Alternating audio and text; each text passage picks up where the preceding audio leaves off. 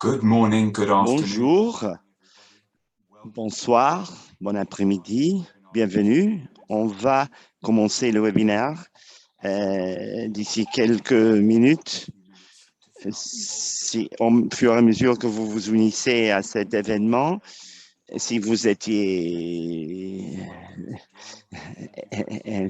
aimable, suffisamment aimable pour remplir l'enquête qui figure sur l'écran. Il serait intéressant de savoir qui vous êtes et d'où vous appelez. On vous demande de bien vouloir vous présenter dans le chat en bas de votre écran. Introduisez votre nom et d'où vous appelez. Donc, la première question de notre sondage est quel niveau de connaissance avez-vous de l'entretien et des opérations de l'infrastructure WASH?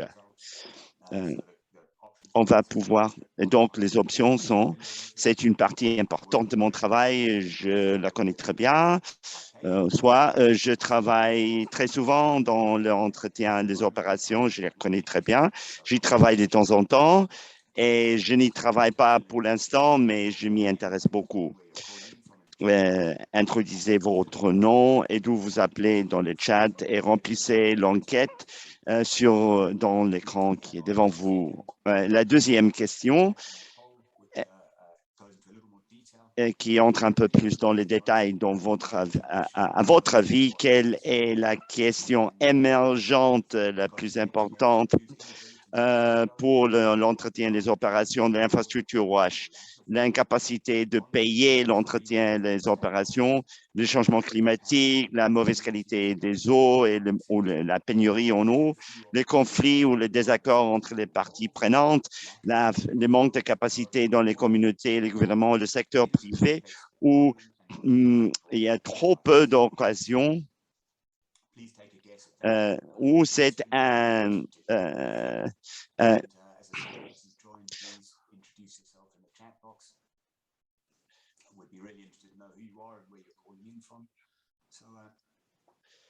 où il y a un manque de volonté politique pour prioriser le WASH, ou c'est un problème complexe, il n'y a pas suffisamment de gens qui s'en rendent compte. Aujourd'hui, on a un format un peu différent. On réunit les intervenants des webinaires précédents pour débattre de différentes questions qui ont été soulevées jusqu'à maintenant dans la série. Donc, remplissez l'enquête qui figure, présentez-vous dans le chat et une bienvenue spéciale aux francophones. On veut dire à tout le monde qu'on va assurer une traduction en français. Si vous voulez suivre le dialogue en français, il faut chercher les globes en bas de votre écran, choisir l'interprétation, choisir le canal français. Et si vous voulez, vous pouvez mettre en sourdine l'audio, la bande sonore de la salle. On vous donne quelques secondes pour que vous finissiez de remplir l'enquête. Vous voyez là les résultats. Et n'oubliez pas de vous présenter dans le chat. On voudrait vraiment savoir d'où vous joignez, vous nous joignez aujourd'hui. Je dirais qu'on a un bon mix. Donc, quel est votre niveau de connaissance de l'entretien des opérations? À peu près la moitié des gens disent que c'est une partie importante de leur travail, mais un tiers dit qu'ils y travaillent de temps en temps et qu'ils connaissent les questions et ils s'y intéressent. À votre avis, quelle est la question émergente la plus importante? Il y a beaucoup de réponses. Je dirais qu'un tiers dit qu'il y a le changement climatique ou la pénurie en eau, une question importante, mais là aussi la capacité dans les communautés, les gouvernements, le secteur privé est également important. le seul facteur à ne pas avoir suscité une réponse était le manque de volonté politique. On peut être d'accord qu'il y a de la volonté politique. C'est très bon à savoir. Bienvenue donc au webinaire. Je m'appelle Jude Cobbing et je suis le conseiller de infrastructure hydraulique et gouvernance de ProWash. ProWash est une initiative financée par le Bureau d'assistance humanitaire de USAID et Save the Children. Elle vise à renforcer la qualité d'intervention en WASH. Et pour en savoir plus, vous pouvez cliquer sur le lien qu'on va inclure dans le chat. Je vous passe la parole, Alan. Très bien. Merci, Jude. Je m'appelle Alan Hollenbach et je vous remercie également de vous être unis à nous. Là où vous vous trouvez, je suis conseiller en assainissement et eau à World Vision et je fais partie du comité recteur, directeur du programme ProWash. WASH est une composante critique de la mission de World Vision et notre stratégie actuelle quinquennale vise 41 pays. Je suis ravi d'être là pour soutenir Jude et l'équipe ProWash. Merci Alan, merci de votre soutien. La série sur les opérations entretien de l'infrastructure WASH. On a démarré au mois de mars avec 4 webinaires en examinant des aspects importants des opérations WASH en Éthiopie, à Bangladesh et ailleurs, et vous envoyez le détail. La deuxième partie a été lancée le mois dernier en voyant le travail en Éthiopie, en Ouganda. Et sachez que tous les webinaires et présentations sont disponibles sur le réseau. Vous pourrez examiner les enregistrements en français, en anglais, ou y voir les diapositives. C'est donc le 8e et dernier webinaire de cette série. Au moment de clôturer cette série, le format du webinaire d'aujourd'hui sera légèrement différent. Au lieu d'une présentation, on aura un débat avec les intervenants des webinaires précédents. On voudrait toucher au thème des webinaires précédents. On veut donner l'opportunité au public d'intervenir et de poser des questions brûlantes. Introduisez vos questions dans le QA, pas dans le chat, et on essayera de arriver à toutes ces questions pendant le webinaire. Vous pouvez, rappelez-vous, le QA pour les questions. On a hâte de connaître vos questions. Pour commencer, je voudrais présenter les panélistes. Alex Bekunda est le chef de parti de Noba Jatra à World Vision Bangladesh. Alex a plus de 16 ans d'expérience dans le développement international, dans les programmes humanitaires dans les zones post-conflit. Avant World Vision, il a travaillé à Yémen, Ouganda et Nigeria dans des rôles semblables. Il a de l'expérience dans le développement de marché. Alex a une maîtrise de finance en finance internationale de l'Université de East Anglia. Bonjour, Alex. Jim Gibson est ingénieur mécanique avec 30 ans d'expérience en service hydraulique. C'est un manager de projet inscrit depuis 2017. Il a été consultant en génie en fournissant de l'assistance technique en Afrique du Sud. Avant, dans sa carrière, il a géré un projet de développement multidisciplinaire en zone rurale pour une ONG. Il a travaillé dans le suivi de performance et dans l'établissement de points de référence. Merci, Jude. Merci, Jim. Liz Jordan est spécialiste en OADAI, une compagnie mondiale qui aborde des problèmes de développement. Elle a de l'expérience en Afrique, en Asie, en Amérique latine, en se focalisant sur les programmes WASH. ADAI, elle offre de l'assistance technique pour étayer les projets WASH. Avant, elle était conseillère en WASH et assainissement à USAID. Elle a un doctorat en génie civil de l'Université de Colorado. Bienvenue, Liz. Merci. C'est un plaisir de vous avoir.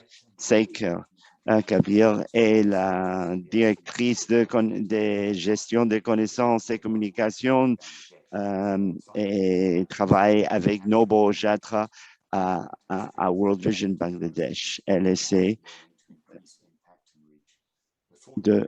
avant de s'unir à World Vision, elle travaillait dans la recherche et les communications au Royaume-Uni et à Bangladesh avec Save the Children, avec les PNUD et Healthcare International. Elle a une licence en anthropologie et une maîtrise en anthropologie de l'Université de Londres. Bienvenue, Seika. Bonjour, c'est un plaisir de me trouver parmi vous. Très bien, je vais continuer avec les trois dernières introductions. D'abord, professeur Alan MacDonald, qui est hydrologue et scientifique de haut rang au British Geological Survey, qui dirige de la recherche en eau souterraine dans une vingtaine d'eau. Il a travaillé sur l'exploitation du potentiel de l'eau souterraine. Il est le premier hydrologue pour l'Écosse. Il fournit des conseils au gouvernement écossais sur l'approvisionnement en eau et l'eau souterraine au gouvernement écossais. Merci d'être parmi nous, Alain. Et puis le docteur Kevin Peterson, qui a plus de 25 ans d'expérience dans le domaine de l'eau. Il a été consultant auprès des Nations Unies, l'Union européenne, la Banque mondiale, la communauté de développement de l'Afrique du Sud, Il a été membre du Comité national de conseil en matière d'eau en Afrique du Sud. Bienvenue, Kevin. Merci, Alan, et bonsoir à tout le monde. C'est un plaisir de me trouver parmi vous. Et en dernier lieu, le docteur Nicole Van Abdel est conseiller de haut rang en gestion de ressources hydriques à l'USAID au bureau de qualité de programme technique. Elle a passé les dernières 5 ans à USAID. Elle a un vif intérêt, une expertise dans les pathogènes microbiologiques. Avant, elle a eu plusieurs travaux post-modélisation de par le monde en calculant les risques de contaminants microbiens dans l'eau, dans la Terre. Elle a une maîtrise en sciences environnementales et génie de l'Université de Caroline du Nord à Chapel Hill et un doctorat de l'Université de Washington. Bienvenue, Nicole. Bonjour, enchanté d'être là. Merci. Je reviens vers vous, Jude. Et, et bienvenue une fois de plus. C'est un véritable honneur de pouvoir compter sur un panel tellement distingué. Je dis aux intervenants, incluez vos questions au bas de votre écran. Et donc, pour briser la glace, une question récurrente jusqu'à maintenant, une question pour Kevin Peterson. Comme on a vu, les opérations et entretien de l'infrastructure WASH est souvent plus complexe, plus coûteuse qu'on ne le prévoyait. Parfois, il y a du stress sur l'installation de l'infrastructure et moins on souligne moins les opérations et l'entretien, mais c'est le chaînon manquant qui fait fonctionner l'infrastructure et sans l'entretien et les opérations, l'infrastructure ne fonctionne pas. Donc, Kevin, ça ne veut pas dire qu'on devrait accorder une priorité plus élevée dans le développement. Excellente votre question. On voudrait actualiser cette nouvelle façon de penser pour la planification du développement et de comment on participe avec les municipalités et pour moi dans les communautés pour souligner l'importance des opérations d'entretien de l'infrastructure souterraine. Et ceci doit être mise en relief dans le planning pour qu'il y ait une plus grande conscience autour de ces questions. Et il faut y consacrer une plus grande priorité. Merci, Kevin. Plus de connaissances sans aucun doute, surtout avec l'eau souterraine, cette ressource cachée, loin des yeux, loin du cœur, comme on dit. Mais la question est comment est-ce que on peut arriver à avoir un rôle plus saillant? Comment faire en sorte que cette question soit plus notoire? Je voudrais demander à Alex. Alex a été aux premières lignes des projets. Alex, comment faire en sorte que les opérations et entretiens acquièrent une plus grande visibilité et qu'elles soient considérées comme étant prioritaires entre les décideurs? Oui, comme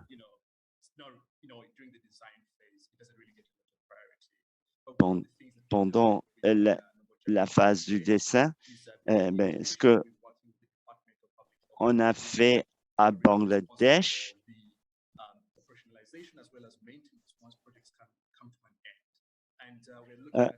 on travaille avec les gens qui sont responsables de l'opérationnalisation, la mise en œuvre et la maintenance. Un exemple, c'est comme maintenant, avec une chose qu'on sait, c'est que les opérations et l'entretien sont une partie importante, mais à la fin du projet, on a émis, il y a des gens au niveau du comité qui ont assumé la responsabilité de faire un suivi. Une autre manière, c'est que pendant la phase de mise en œuvre, souligner l'importance du renforcement des capacités. reconnaître qu'il y a un processus planifié, qu'on encaisse le revenu, qu'il y ait des réunions mensuelles où on parle de revenus qui ont été absorbés et les interprètes s'excusent de la mauvaise qualité du son. On fait ce qu'on peut. Merci, Alex. Votre réponse m'a fait penser plus longuement au système et l'intégration des protocoles pour les opérations et la gestion au système qu'on voudrait renforcer à l'intérieur de WASH. Et dans ce sens, une question pour vous, Lise, sur la base de votre présentation, j'y réfléchis maintenant. Comment voyez-vous quelles seraient quelques démarches pratiques que les partenaires de mise en œuvre pourraient prendre à l'heure de penser de manière plus intentionnée aux opérations et à l'entretien et au renforcement des systèmes entourant l'opération et l'entretien du WASH. Oui, merci. C'est vraiment un problème de système et très souvent l'entretien et les opérations sont une pensée ultérieure. Je crois que une démarche pratique, c'est de commencer par faire la cartographie de ce système et qui est responsable de quoi. Et aussi structurer des incitations au début pour la maintenance et ça doit être à tous les niveaux des contrats avec le secteur privé où les paiements sont basés sur la performance, les temps de fonctionnement ou les réparations dans X jours et puis créer une structure en amont pour que les gouvernements de district et les régulateurs nationaux s'intéressent à cette question et qui examinent des paramètres clés de paramètres comme le temps d'activité dès le début et établir le système pour que le paiement et l'argent coulent comme prix, comme récompense à la bonne performance. Mais très souvent, on ne met pas le temps nécessaire à le mettre sur pied. Ce n'est pas quelque chose à lancer dans la 4e année d'un programme de 5 ans. La construction, la construction ne doit pas être le premier point de focalisation.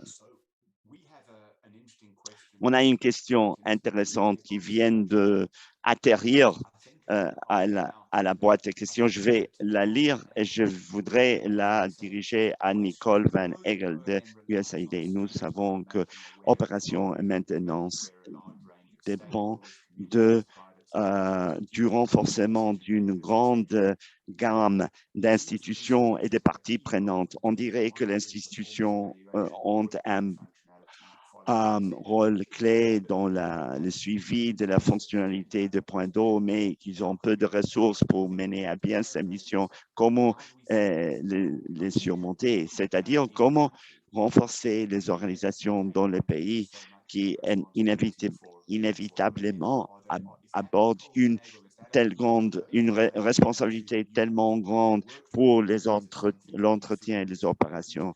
Nicole, c'est quelque chose sur laquelle vous avez travaillé. Il y a d'autres choses qu'on pourrait faire pour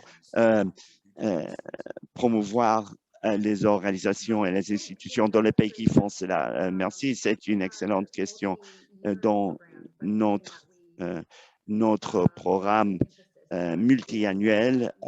On met l'accent sur la création de liens. Si vous avez lu le rapport fantôme pour la durabilité. Il y a 4 facteurs de durabilité et un, ce sont les associations. Et comme Lise a dit, on a essayé de créer des liens dans la 4e et la 5e année et ça ne va pas marcher, ça ne sera pas durable. On essaie de développer ces relations parmi les différents groupes, le gouvernement, secteur privé, dès le début. On aime voir que ce soit incorporé à la proposition, que ces groupes vont participer dès le début pour pouvoir créer une relation pendant toute la vie du programme. Et comme Alex a dit au Bangladesh, c'est la première fois qu'on a fait une prolongation de durabilité. Bangladesh a eu plus de temps pour se focaliser sur la durabilité et ils se retirent du programme dont ils font le suivi. Ils veulent voir si les associations peuvent continuer à assumer les opérations. On espère avoir plusieurs apprentissages de nos collègues au Bangladesh pour voir ce qui s'y passe. Mais on essaie d'y penser et essayer de répondre dès le début et on reconnaît que si on essaie de faire ça à la toute fin du programme, ne va pas mener à la durabilité. Merci, Nicole. Et peut-être pour aller au-delà, c'est une question pour l'équipe générale ici, le panel le mot faire les suivis, contrôler a surgi. C'est quelque chose auquel je tiens dans mon rôle à World Vision. Et je pense qu'une de mes questions serait adressée à l'équipe. Comment incorporer ou quel genre d'indicateurs est-ce qu'on peut incorporer au programme, que ce soit des programmes quinquennaux ou des programmes qui aillent au-delà pour aider à cristalliser les opérations. La maintenance, j'aime dire à quelques collègues à World Vision qu'on est ce qu'on mesure, parce que c'est là où les bas blessent en ce qui concerne la responsabilité très souvent. Et comment on utilise la programmation de financement.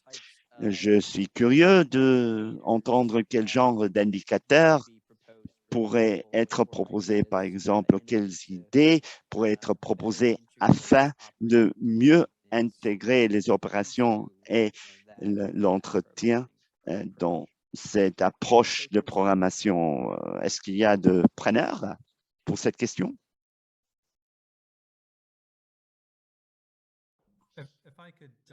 Si vous me permettez,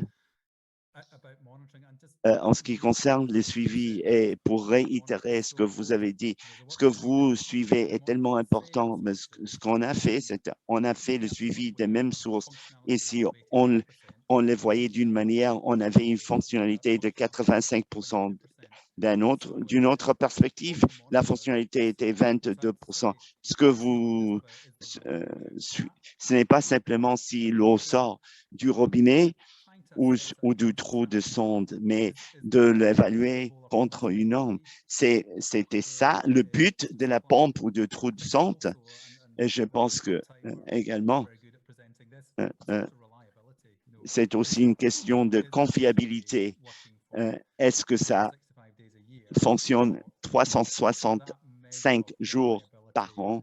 Cette mesure de confiabilité et la quantité d'eau. Dans cette série, on a parlé un peu de la qualité d'eau, mais il y a de l'espace d'amélioration pour la qualité d'eau. Surtout sur le temps et pas seulement une mesure d'une seule fois. Ça, c'est ce que j'apporterai là.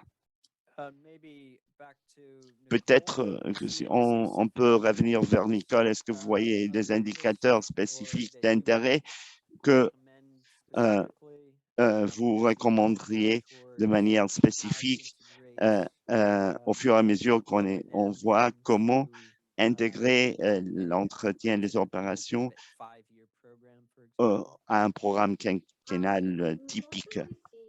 Normalement, on voit les indicateurs habituels, combien de gens participent au comité. C'est une mesure bonne d'où on se trouve dans un programme lambda. Mais j'allais dire quelque chose qui est intéressant pour faire les évaluations postérieures, pour faire ce qui a été, ce qui a duré et après le programme. Ça vous donne une idée de la réussite des opérations et entretien. Si 50% des trous de sonde sont cassés, et vous savez que quelque chose a mal tourné, mais on a beaucoup parlé des indicateurs en essayant de mesurer cela tout le long de l'octroi. On n'a pas tapé dans les mille, mais et je pense que tout le monde qui a participé au RISA DIPSA, vous savez qu'il y a 150 indicateurs, il y a l'équilibre d'essayer de mettre plus sur le dos des gens, ça peut être stressant aussi. Oui, cet équilibre constant de mesurer davantage ou mesurer bien, c'est un équilibre très délicat, en fait. Merci Alain, merci Nicole. Et ici, une question a surgi et je voudrais présenter la question à Psycho de World Vision sur les technologies et les nouvelles technologies émergentes. L'avenir ne se trouve pas dans la technologie de pointe. Pourquoi ne pas utiliser ces technologies émergentes? Par exemple, des capteurs basés sur le téléphone mobile, la technologie n'est pas l'avenir ou est-ce qu'il y a des problèmes avec cette approche? À Bangladesh, on a focalisé nos efforts à travers nos battre sur la haute salinité dans le sud-ouest de Bangladesh, mais on sait sur la base des preuves précédentes, c'est que la technologie n'a pas toujours fonctionné. Au lieu d'entrer dans quelque chose de nouveau, on a appris des échecs précédents sur pourquoi une technologie faisable dans le sud-ouest avait échoué. On avait utiliser un cadre d'apprentissage et d'adaptation pour apprendre des échecs précédents avant de nous engager sur quelque chose de nouveau. Et ça nous apporte, on revient aux questions d'opération et entretien. On a vu que sur le papier, nos systèmes PV fonctionnaient, mais ils ne fonctionnaient pas très bien. On a vu qu'il y avait des facteurs faibles de durabilité financière et donc on est revenu à la case départ et on a conçu une approche en utilisant cette technologie qu'on savait faisable, mais on a revu les facteurs qui devaient être renforcés ou adaptés pour que la technologie soit faisable à long terme. Donc, je pense que je renverse la question. Il y a beaucoup à prendre des approches passées qui n'ont pas fonctionné, qui étaient technologiquement solides.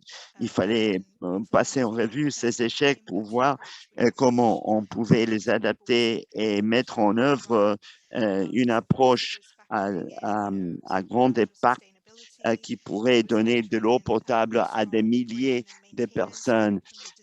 Il fallait inclure une opération et entretien forte depuis la conception, un chargé de de l'installation avec les bonnes connaissances, avec une bonne coordination avec les comités d'assainissement d'eau, avec le secteur privé, avec les gouvernements, avec le secteur en eau.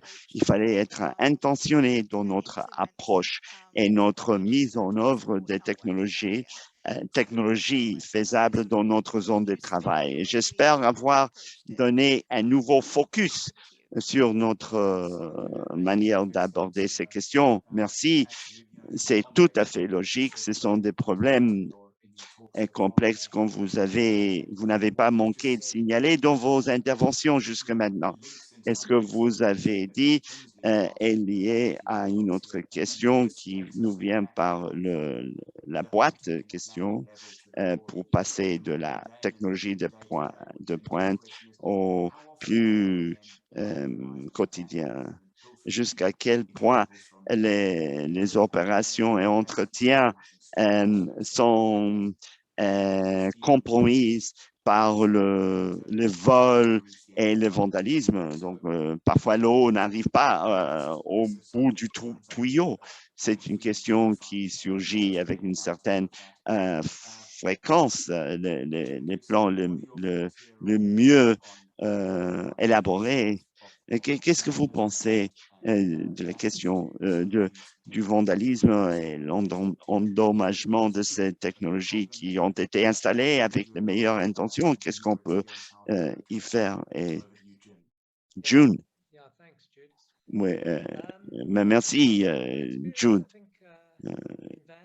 Dans mon expérience pour le vandalisme et le vol, ce sont des questions très réelles et aussi la question de l'équipement échoue parce qu'il n'y a pas de système pour que ça fonctionne, pour que ça soit en bon état de marche. Mais en ce qui concerne le vandalisme et le vol, en tant qu'opérateur, vous ne pouvez pas faire l'agent de police tout le temps par la nature même de la technologie. Et c'est là où une participation efficace de la part de la communauté peut jouer un rôle très significatif parce que les seuls agents qui vont avoir la moindre chance de voir les voleurs ou fauteurs de troubles sont les gens qui habitent. Ils doivent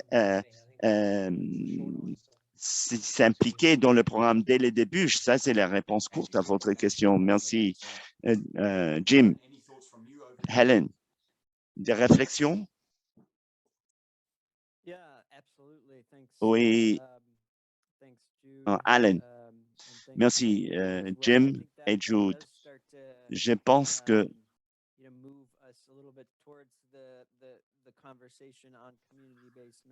ceci nous achemine vers la conversation sur la gestion basée sur la communauté, le rôle de la gestion axée sur la communauté. On s'est bagarré avec ça et on a vu un changement de paradigme le long des dernières 5 ou 10 ans également. Mais pour revenir au côté systémique, Liz, je serais curieux de savoir ce que vous pensez du rôle de la communauté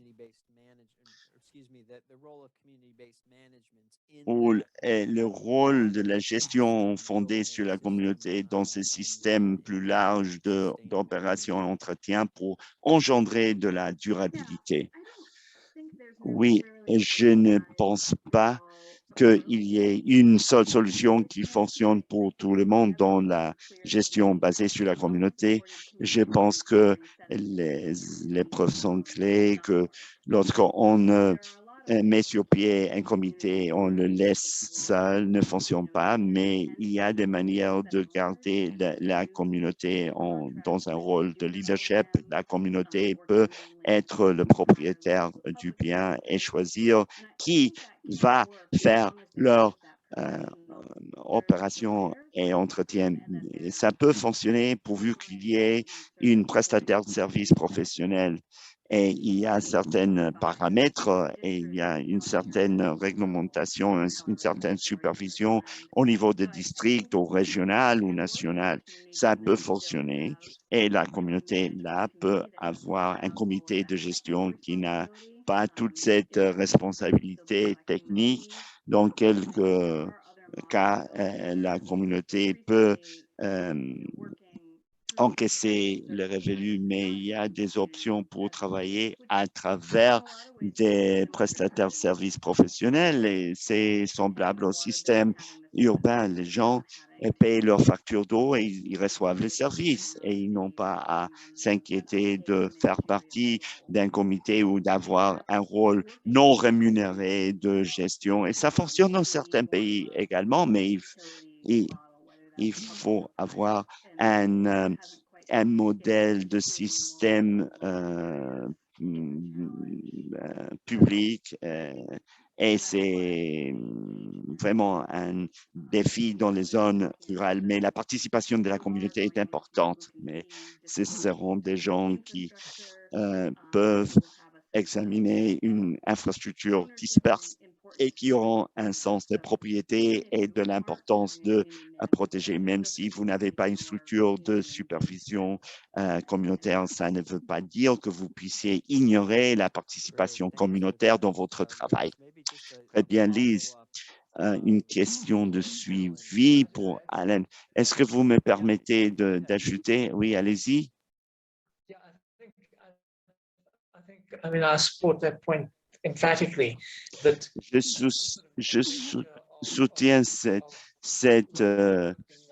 point de vue. Un mélange de travail local entrepris par les gens locaux en termes de la technologie employée, mais en même temps qu'on ait des systèmes qui donnent une manière de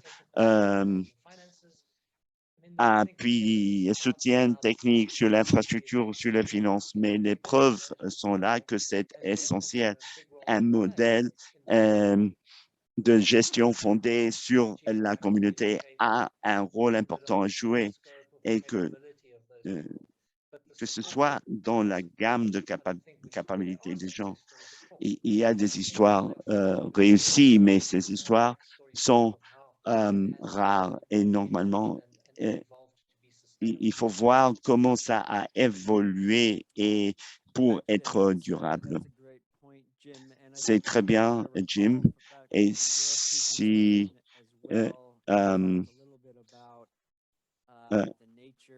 on a parlé un peu des implications de la géographie comme personne avec une formation en géographie, c'est quelque chose qui m'a passionné. Pourriez-vous dire quelque chose sur la géographie de l'eau pour tous, surtout lorsqu'on parle des ODD et la couverture universelle? Est-ce que ça veut dire au niveau pratique? Oui. La gestion de la logistique. Quand vous parlez des zones rurales, des longues distances, une mauvaise route et un mauvais accès. Vous voyez quelqu'un qui travaille dans un bureau et vous pourrez penser qu'il travaille comme ingénieur en eau, mais normalement, il consacre le plus beau de son temps à gérer toute une flotte. La gestion de la logistique, le système, par exemple, l'utilisation de carburant, pour prendre un exemple très pratique, ce sont des défis qui sont très réels. Et je dirais également que elles ont des implications très importantes lorsqu'on parle de l'échelle parce qu'on saisit très vite l'argument des économies d'échelle, mais on voit que ces tableaux se renversent à la fin. On peut être absolument écrasé par les coûts de la complexité lorsque des centaines de schémas échouent dans des centaines de manières qui exigent de l'intervention.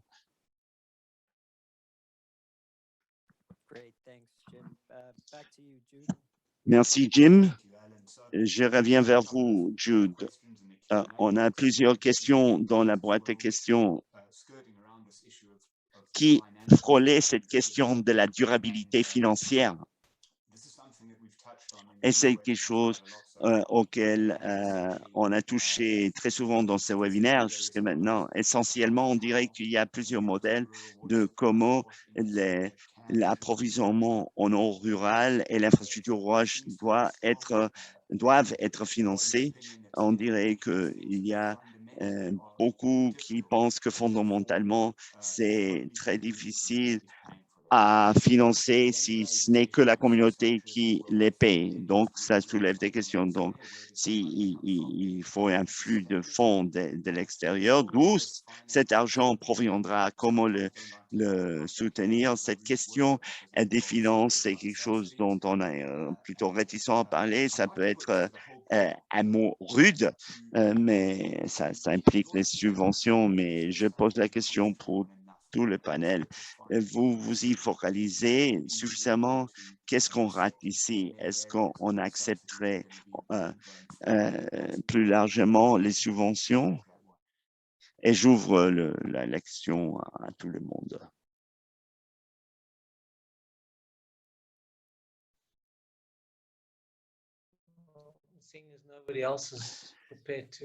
Puisque personne n'est pas disposé à mettre le coup sous la guillotine, je reviens sur la question qui a été soulevée sur le suivi tout à l'heure. C'est une bonne opportunité pour aborder la question de la durabilité, c'est le suivi de la capacité. Très souvent, on se focalise sur la performance et on a tendance à confondre la capacité et la performance. Mais avec quelle fréquence est-ce qu'on fait une bonne analyse des capacités d'un plan spécifique? Pour moi, on peut parler de la capacité comme des finances. Mais les finances est un substitut de tout genre de capacité. Tu ne peux pas réparer un tuyau avec des fuites, avec des billets de $10. Il faut des compétences, des systèmes et de l'équipement. Et lorsqu'on fait l'analyse fondamentale de ces plans, on découvre, et je dis ça déjà, il n'y a pas de proposition de formation. Les gens sont très pauvres. Et si ça passe au-dessus de ce chiffre de 3% d'abordabilité, 50% de la population en Zambie ne pouvait pas se payer 2 mètres cubes d'eau par mois. Et c'était dans la capitale provinciale. On va bientôt recevoir des données des zones rurales et on pense que ça démontrera une véritable manque de prix abordables et un manque de solutions financières. La question de comment appliquer les subventions, ça c'est la conversation qui fait défaut. Il y a quelques exemples réussis. Il y a des exemples de comment les opérations et entretiens ont été financés en Afrique du Sud. Oui, pour reprendre ce que vous dites, parfois ce n'est pas une question de financement, c'est une question d'une capacité pour mettre en œuvre les interventions qui qui sont mises en place et aussi cette question de la mauvaise direction des fonds qui sont dirigés à d'autres emplois, à d'autres défis d'une municipalité ou au sein d'une communauté. Et donc, les financements d'infrastructures sont souvent laissés de côté. Si on voit les systèmes au souterrain comme exemple, on verrait la capacité de la communauté d'opérer et d'entretenir des systèmes. Et la question qui surgit pour les programmes et les systèmes qu'on met sur pied, est-ce qu'ils sont alliés au système du gouvernement? Est-ce qu'il prend en considération la capacité des gouvernements de mettre en œuvre ce qui est mis en place? Parfois, je me pose la question, je me dis peut-être qu'il vaut mieux aller plus lentement. On voit les besoins, on essaie de satisfaire ces besoins, mais parfois il faut faire marche arrière et voir la capacité et appuyer les processus de développement des capacités pour pouvoir satisfaire les besoins. Merci. Merci, Kevin, également. Peut-être pour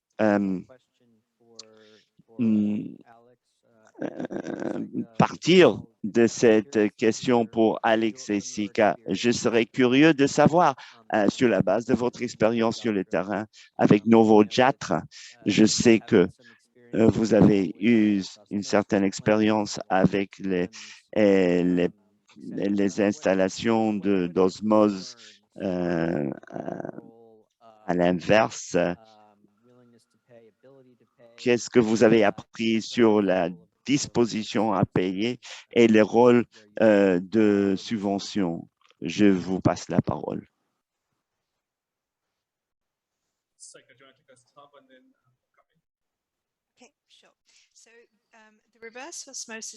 Bon, les installations de osmose ont été basées sur des paiements. On savait qu'il nous fallait une source de financement pour pouvoir opérer ces installations-là. On savait que simplement avoir une idée et la traduire dans la pratique ne serait pas facile parce que ces communautés-là sont extrêmement pauvres. Elles ne sont pas habituées à payer un service comme un service d'eau potable. Mais une chose qu'on a découverte à l'heure de mettre en œuvre cela, c'est d'avoir l'appui des comités de gestion d'eau, du gouvernement locaux, des gens influenceurs, aller dans les communautés et les sensibiliser sur les besoins de payer cette eau-là et aussi de permettre que les communautés, les comités déterminer combien ils seraient disposés à payer pour ce service. C'est une bonne manière de les incorporer. Les quotas sont très raisonnables et elles sont déterminées par les communautés elles-mêmes. Au début, on pensait faire face à un défi concernant le paiement pour l'eau, mais les communautés y sont disposées et ces installations d'osmose offrent une eau potable toute l'année pendant les pluies ou dans la saison sèche. Après le cyclone, le sud-ouest de Bangladesh est susceptible à beaucoup de désastres. Ces installations d'osmose, à l'inverse, continuent à offrir de l'eau potable tout le long de l'année.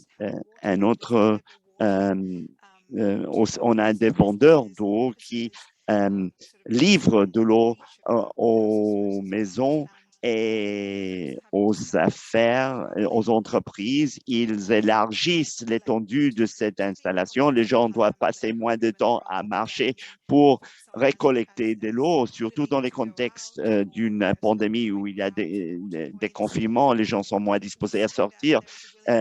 Au point en eau, il y a une disposition à payer l'eau. Je ne pense pas qu'on ait eu de l'opposition et ça, c'est un apprentissage qu'un système basé sur des quotas fonctionne. Alex, je pense que pour commenter la question de la capacité, ce que Jim a évoqué,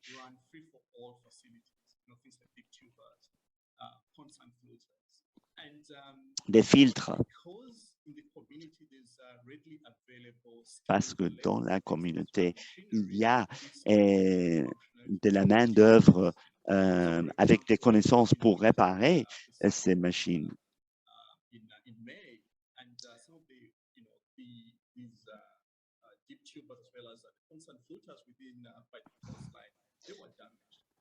Il y a eu des dommages sur la côte, mais les comités de gestion ont été très rapides pour faire les réparations.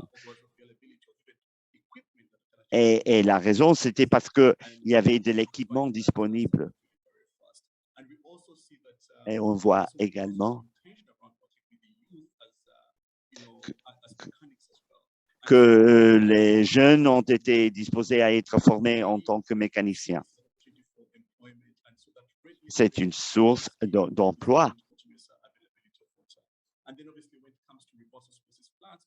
Et en ce qui concerne ces installations,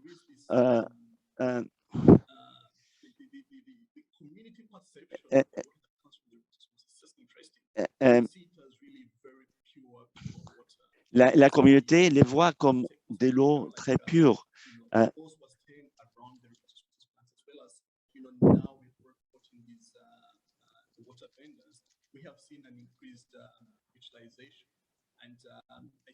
On a vu une plus grande utilisation de ces vendeurs de l'eau.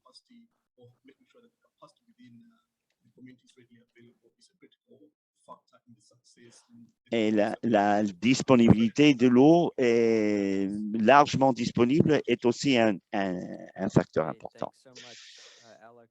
Merci Alex et Saika. On vous remercie de vos réponses. Jude, bon, il n'y a que 2-3 minutes. Juste une dernière question, mais c'est une question qui est ouverte à tout le monde. Tout le monde, on a parlé de la génie et des aspects techniques d'un côté qu'on pourrait vouloir appeler le matériel. On a parlé des arrangements communautaires, institutionnels. Est-ce que cet équilibre est le bon équilibre où chacun habite dans sa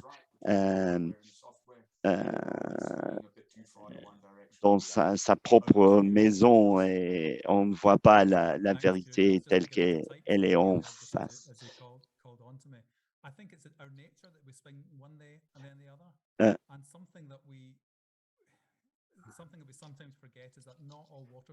Quelque chose qu'on oublie, c'est que toutes les sources en eau ne sont pas les mêmes. On parle de l'entretien d'un trou de sonde ou d'une pompe à main, mais parfois l'eau peut être corrosive ou il peut n'y pas y avoir suffisamment d'eau. Donc, on devrait connaître l'environnement, le génie et les structures sociales de plus près. Et si on travaille dans ce secteur, il faut connaître un peu de tout avant de nous spécialiser dans nos domaines, nos domaines particuliers. Merci, Alain. D'autres interventions? Je sais que c'est un problème complexe. Est-ce qu'on a le bon équilibre entre le matériel logiciel? On a tendance à basculer. On a vu des projets où il y a la présomption qu'on n'a pas besoin du matériel. On peut travailler sur le côté soft et l'infrastructure va se matérialiser, mais on ne peut pas percer de nouveaux puits, ce n'est pas une bonne solution. Donc, l'équilibre va dépendre de là où on travaille ou quel est l'état existant de l'infrastructure. Mais je pense qu'au fur et à mesure que la pendule revient, on se centre, on arrive à un bon équilibre où on respecte le matériel et le logiciel. Je vous remercie tous. Je voudrais profiter pour remercier tous les panélistes de leurs réponses bien pensées. Merci à mon co-président Alain. Merci à Suzanne et aux gens techniques, à Daniel qui a réalisé l'interprétation pour cet événement et pour d'autres événements qui ont précédé celui-ci. Pour clore, je voudrais vous demander d'exprimer dans vos propres mots dans le chat qu'est-ce qui, à votre avis, est la question qui affecte notre capacité de déployer une meilleure infrastructure en opération et entretien WASH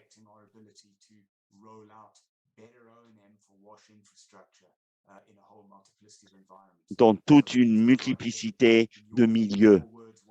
Dans vos propres mots, expliquez cela dans le chat. On aurait très envie de savoir vos opinions. Alors que vous y pensez et alors que vous incluez vos réflexions dans le chat, je voudrais vous rappeler qu'on va vous envoyer on va envoyer des enregistrements de ce webinaire à toutes les personnes inscrites. N'oubliez pas que tous les enregistrements des webinaires précédents seront sur le site web. On mettra le lien dans le chat si vous voulez.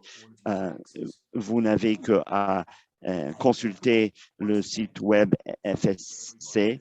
Et une fois de plus, on vous remercie tous.